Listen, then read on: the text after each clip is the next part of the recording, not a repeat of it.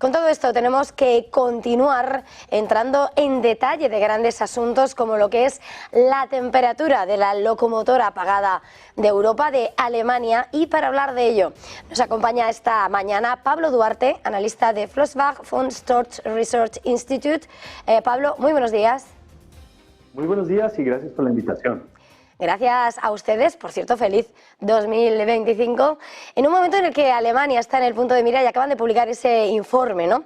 En el que lo titulaban como Alemania se tambalea, ¿qué será de Europa? ¿Cuál es el diagnóstico ahora mismo de esa locomotora apagada y cuál es el principal temor?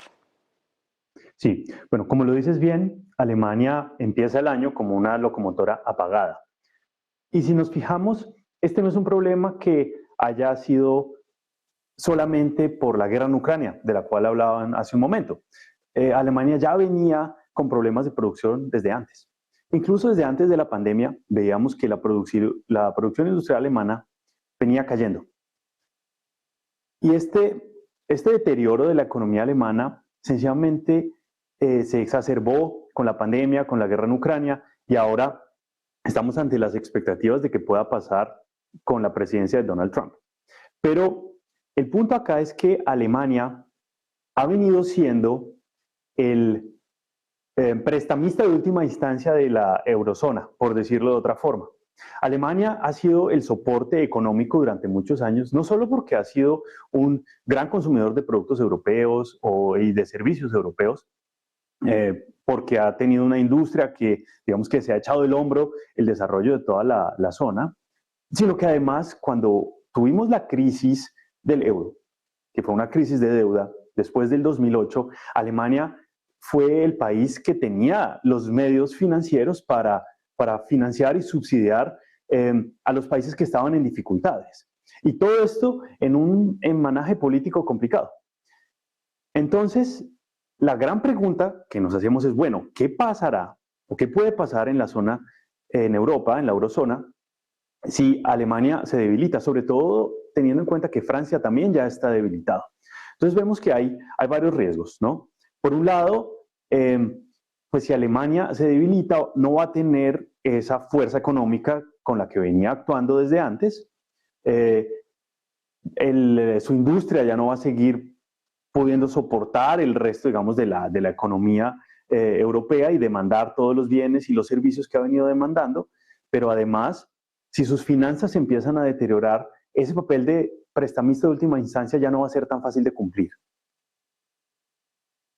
Escenario, sin lugar a dudas, claro, la gran pregunta es que si es ese prestamista que en última instancia no puede cumplir, hemos visto cómo de cara a este ejercicio se queda en ese diagnóstico a la cola del resto de los países europeos, pero además llega ese paso más allá, porque el mundo entero lo está esperando en el orden internacional. No solamente está el escenario, sino el cambio. Llega Donald Trump, habla de aranceles, con lo cual se dificulta más el escenario, y además lo que ha dicho sobre todo en esta antesala, la llegada a la Casa Blanca en su campaña electoral, era que se fabrique más allá, con lo cual también ese sector automovilístico, esas grandes marcas como BMW, como Audi, sin lugar a dudas, miran y mucho a lo que van a ser las demandas estadounidenses. No sé cuánto se complica el escenario y qué margen real tiene ahora mismo en un momento en el que además se enfrenta a elecciones a la Cancillería.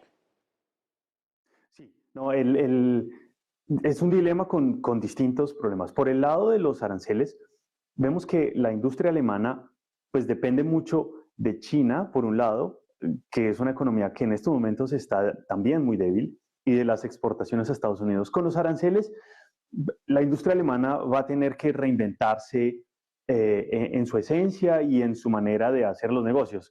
Digamos que por ese lado yo creo que sí, va a ser difícil, va a sufrir, pero la industria alemana, digamos, ha sido capaz de innovar y de cambiarse a medida que han pasado los años.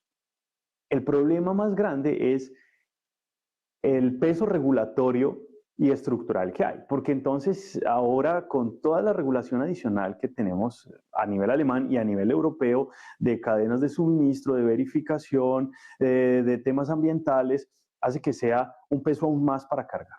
Pero bueno, en todo esto la industria alemana tendrá que buscar la forma de reinventarse. La incertidumbre política es un punto importante porque el nuevo gobierno va a enfrentarse a todos estos problemas, tanto geopolíticos como económicos y de regulación, etcétera. Entonces va a tener la opción de decir, bueno, vamos a tratar de quitar el peso a la industria privada para que pueda competir mejor ante el extranjero y pueda tal vez reinventarse, o no.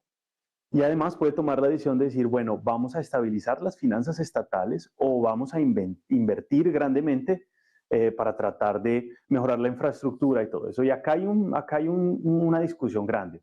¿Por qué? Alemania tiene un freno a la deuda a nivel constitucional. Y uno de los argumentos de los que se habla usualmente es que este freno es el que está impidiendo que el Estado invierta en infraestructura, en calles, en trenes, etc. Y esta es una pregunta que no es muy clara. Mucha gente lo dice así nomás, pero no es muy cierto, porque el problema no es que no haya dinero. El problema es cómo se está usando y qué tan eficientemente. Alemania tiene unos recaudos de impuestos bastante altos y en los últimos años, con las tasas de interés cero y el crecimiento económico, en realidad el presupuesto alemán era bastante alto y aún así no se invirtió en la infraestructura que ahorita estamos diciendo que se necesita invertir. Ahora, si Alemania decide quitar ese freno constitucional, se abren las puertas a más endeudamiento público y ese mayor endeudamiento público puede tener distintas consecuencias. Por un lado puede haber un boom de inversión. Ese boom de inversión atraería seguramente capital alemán que está en el extranjero, lo repatriaría, esa inversión habría acá y eso podría causar un desbalance dentro de los países de la zona del euro de donde ese capital se vaya. Pero además, la pregunta es ¿qué más se hace con ese dinero? Eso puede tener un impacto inflacionista. Y ese impacto inflacionista pues es algo que no queremos porque es algo contra lo que se ha venido luchando todo este tiempo. Entonces el dilema para el nuevo gobierno, aparte digamos, las complicaciones políticas de armar una coalición, que eso es un aspecto político que está por verse, va a tener que decidir cómo se posiciona ante las regulaciones que vienen de nivel europeo y que son una carga para las empresas, pero además entre las finanzas públicas. Se van por un camino de más deuda que puede ser inflacionista o se van por un camino de menos deuda pero más eficiencia que podría traer a largo plazo tal vez más crecimiento económico. Pues muchísimas gracias, Pablo Duarte, analista del Flossbach von Storch Research Institute. Gracias, ha sido un placer. Feliz jornada, feliz negocio. Igualmente, gracias, que estés muy bien. Nosotros hacemos una pequeña pausa y enseguida volvemos.